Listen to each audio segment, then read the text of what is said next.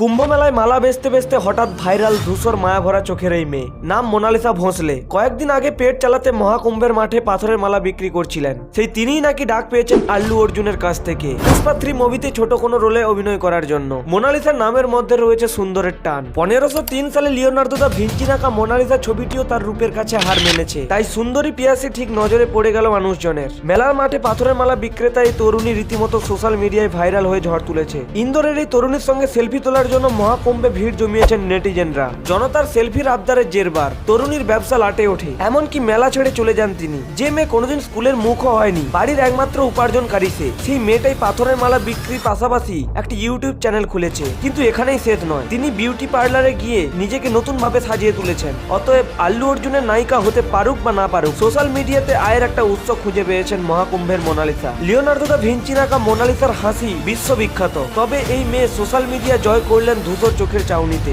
আপনিও কি একবারও এই মেয়েটিকে দেখে ক্রাশ খেয়েছেন? কমেন্টে জানান।